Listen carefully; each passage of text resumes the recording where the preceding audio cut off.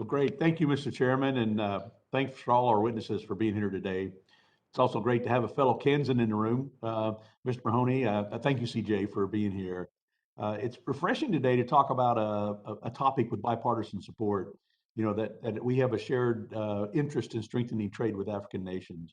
Both Republicans and Democrats understand the mutual benefits to expand trade opportunities for job creators and workers, and we've seen the positive effects of free and fair trade, not just in the United States, but everywhere around the world.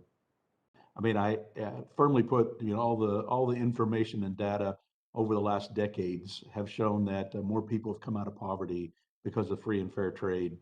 But we need to move in and get some action and complete some things here.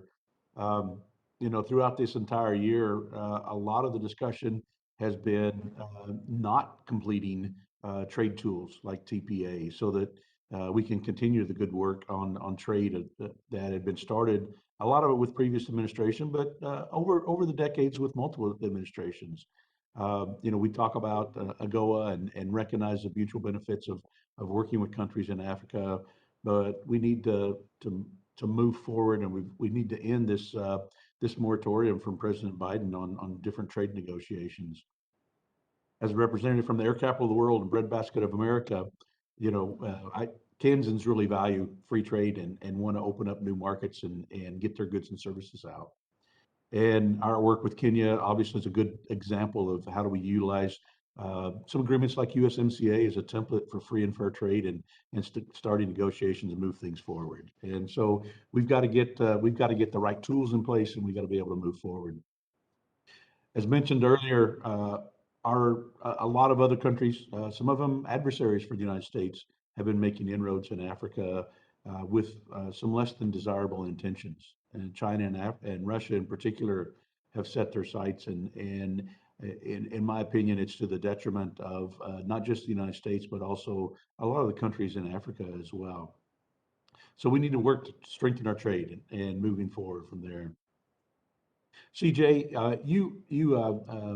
Mr. LaHood had asked you some questions about digital trade with Kenya and the work that you'd done there. I didn't know if there was anything else you wanted to expound upon that related to the trade the negotiations with Kenya and where we were and what can we do next there?